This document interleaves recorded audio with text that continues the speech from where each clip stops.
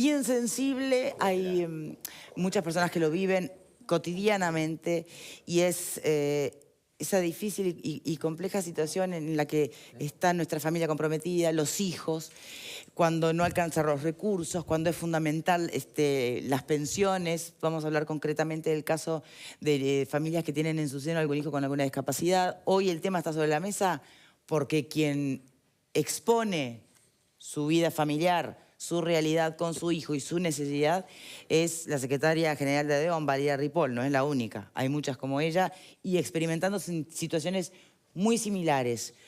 ¿Qué dijo Valeria Ripoll? ¿Y qué dice el BPS sobre su caso? Lo vemos ahora y después empezamos el debate.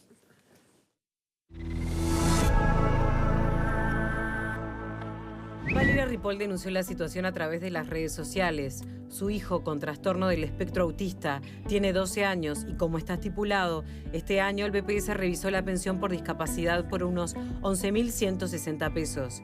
La dirigente sindical considera que el informe de los médicos del BPS es muy subjetivo.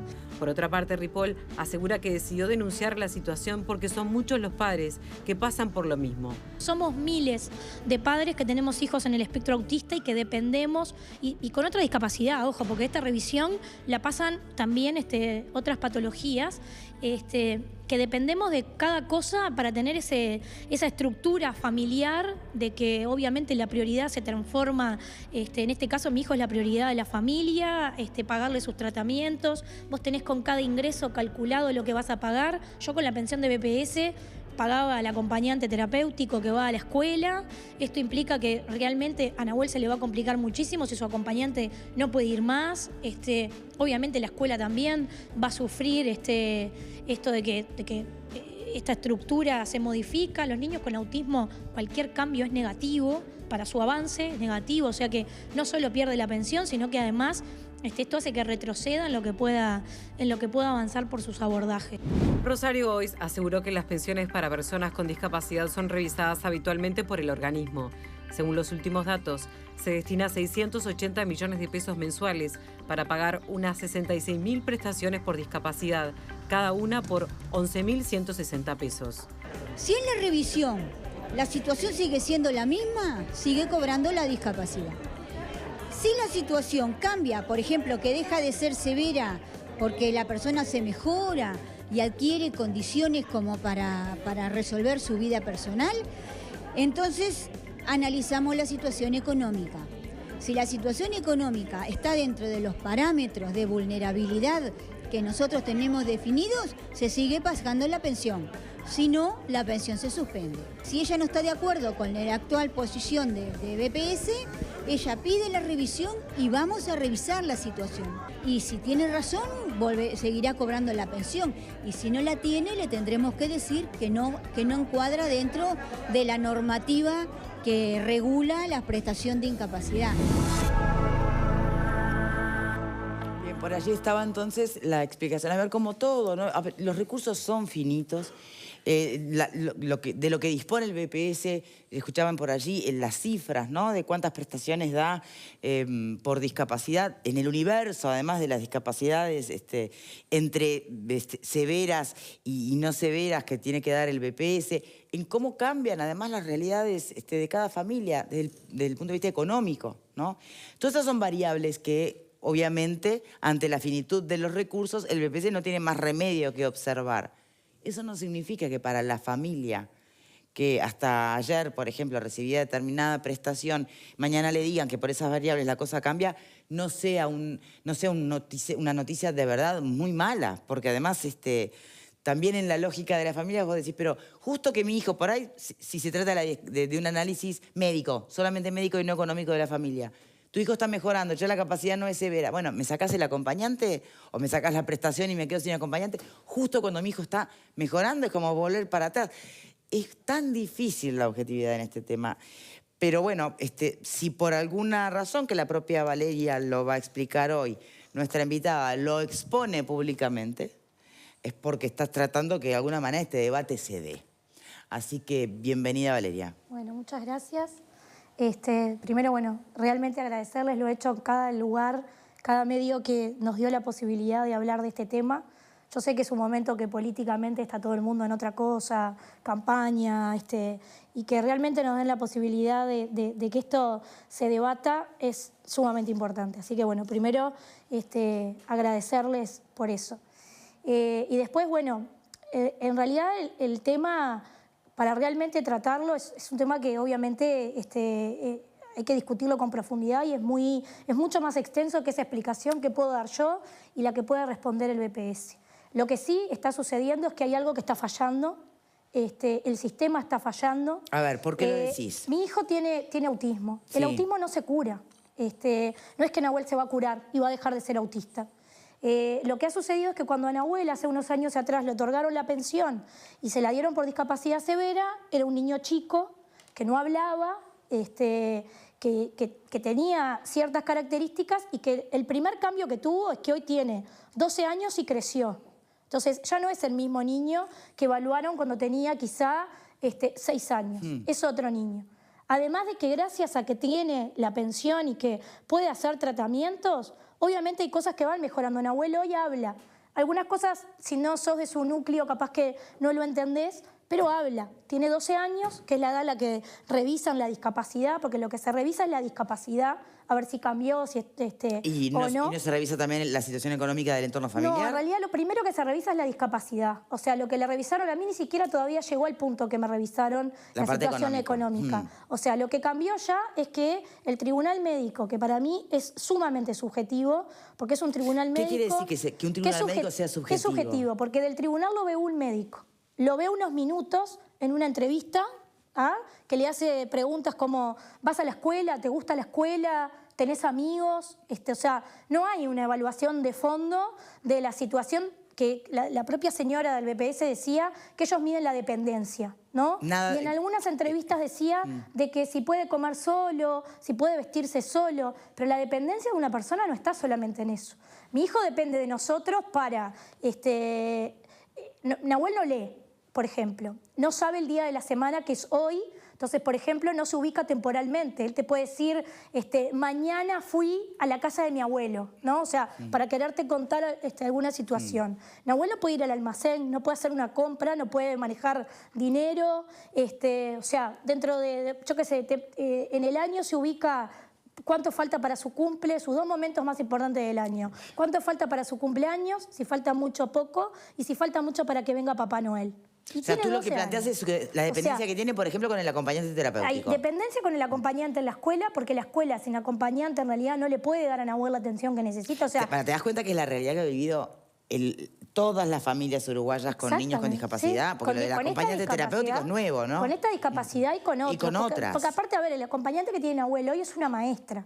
Hay niños que tienen un acompañante que es psicopedagoga, otros que tienen una cosa... Hay muchos que tienen específicamente por el problema que están sufriendo. Pero el acompañante tiene 2 objetivos. El de directamente el niño que tiene el problema y del resto de los niños y el maestro. Porque un maestro tiene que atender al resto de la clase, no le puede dar la atención personalizada que Nahuel, por ejemplo, en este caso necesita, que tiene un programa adaptado. Nahuel está haciendo 5º de escuela, pero obviamente que Nahuel no tiene el mismo programa. Bueno, pero estamos en el marco de la inclusión. Claro, y ahí es donde Nahuel está en 5º de escuela. En esa inclusión, él está y sigue toda su vida con sus compañeros, porque aparte... Para ellos es vital no tener cambios bruscos. O sea, si yo mañana a Nahuel lo tengo que cambiar de escuela... es un impacto enorme, ¿no? O sea, yo qué sé, Nahuel tomarse un ómnibus es un sufrimiento. Un lugar que esté abarrotado de gente, lo ves que él se aparta y empieza a taparse los oídos. O sea, a mí realmente me resulta... primero eso, ¿no? Lo que vos decías, ¿por qué la subjetividad? Porque lo ve uno de esos médicos, lo ve unos minutos y evalúa la historia clínica solamente. O sea, la que le envía la mutualista de los últimos 3 años, donde aparece que va al pediatra, que va al psiquiatra y que va al neuropediatra. No aparece el informe de su psicopedagoga, que lo pagamos nosotros, del acompañante, que la pagamos nosotros, de la escuela, de todos los lugares que están por fuera de una historia clínica y que son los que realmente hacen que Nahuel tenga, por más pequeño que pueda ser el avance, lo logran esos acompañamientos. Y a ver, tú has conversado con otras mamás que entienden que el problema de la revisión Sí. tiene los mismos bemoles que tú le encontrás. Es impresionante. Yo nunca pensé que haber hecho esta publicación iba a generar lo que generó. Yo sinceramente la hice porque es el día, no el día que me dan el resultado del tribunal médico, que ahí me dicen que la discapacidad cambió para ellos de severa a simple y eso implica todo un trámite administrativo que yo nunca tuve que enfrentar, porque ya te digo, es la primera vez que él pasa por revisión porque cumplió 12 años. Cuando voy al BPS y me dicen, por ejemplo, que ellos toman si tiene una pensión alimenticia, ni siquiera mi ingreso, mi sueldo, ¿no? Que si él tiene una pensión alimenticia, el BPS lo toma como un ingreso de la persona, o sea, un ingreso de Nahuel, y se lo restan de su pensión por discapacidad en caso de que se la otorguen. O sea, la pensión por discapacidad, ustedes escucharon, ahora está en 11.000 pesos. Sí. Si un niño tiene una pensión alimenticia, que es su derecho, Sí, de sí. su papá, de 7.000 pesos, se la restan de la pensión por discapacidad, aunque le corresponda, aunque mi salario no esté sobrepasado y si la discapacidad es común, ya de pique por tener una pensión alimenticia, le descuentan esa pensión alimenticia de la pensión por discapacidad. Y eso es sumamente injusto, porque la pensión por discapacidad es para atender su discapacidad, es para que cuando es niño, pues no es lo mismo quizá un adulto con una discapacidad, que también capaz que lo usa, no lo puedo decir porque no lo vivo, pero lo debe usar también quizá para tratamientos, para acompañantes. Lo que pasa es que hay que separar con qué come una persona, con qué paga su techo, con qué paga la luz, el agua, los gastos que tenemos todos, que cómo atiende su discapacidad. Ahí está el debe del Estado. Pues si el Estado mide una pensión por discapacidad para como si fuera su sueldo, digamos, entonces tiene que pagar la luz, el agua y ver dónde vive. Con esos 11.000 pesos... Pero ¿estás de acuerdo que pensar en el escenario opuesto? Pensar en una familia con muy buenos recursos, por la razón que fuere, y en su seno hay un niño con discapacidad, bueno, tal vez la asistencia del Estado es entendible que sea menor, porque ante las carencias de otra familia, bueno, hay que hacer las cuentas, ¿o no? Sí, en realidad yo... ¿Por qué tiene lógica para un lado y no para el otro? La primera parte... Sí. No, en realidad no es tanto por la familia, porque un adulto discapacitado, yo qué sé cuando yo me muera qué va a ser de mi hijo. Pero son momentos distintos, yo entiendo pero eso. me puedo morir mañana. O sea, yo no sé si me voy a morir a los 70 o me voy a morir mañana, Está porque me pasa, clarísimo. entonces, el que va a vivir de esa pensión, con eso va a vivir, no va a atender su discapacidad.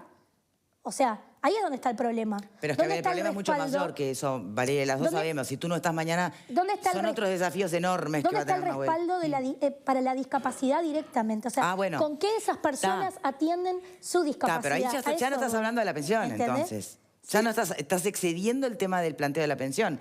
Va cómo se atiende en nuestro país, desde el Estado y las posibilidades médicas, la discapacidad es mucho mayor. Está ligado, porque si en el BPS vos tenés un tratamiento que te pague el BPS, un fonoaudiólogo o alguna clínica que el BPS te otorgó, solamente la tenés si tenés una pensión por discapacidad.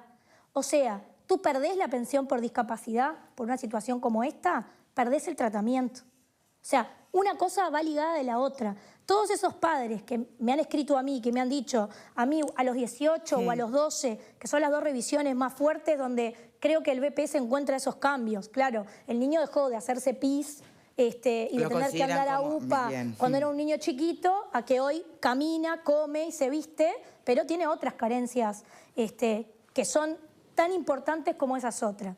Y ahí es donde la mayoría de los padres ha perdido las pensiones por todos los que me han escrito. Por eso decía, es impresionante. A ver, ¿qué te dicen? La cantidad de gente. A mí me pasó lo mismo, es impresionante. Y lo otro que creo que, esto más allá del caso de Nahuel, creo que abrió una puerta de que la gente dice, yo no tengo la posibilidad de que quizá nadie lea lo que yo publico o nadie lo toma. Entonces, por favor, de acá al más, transformate en la voz de a todos los que nos pasa lo mismo. Y es así, porque si mañana se solucionara el problema de Nahuel, porque yo ya pedí hora para presentar el recurso y llevar todos los informes, voy a hacer el trámite tal cual lo hace todo el mundo, porque yo considero que hay una injusticia en cuanto al veredicto del Tribunal Médico en lo que tiene que ver con la necesidad por la discapacidad que tiene Nahuel.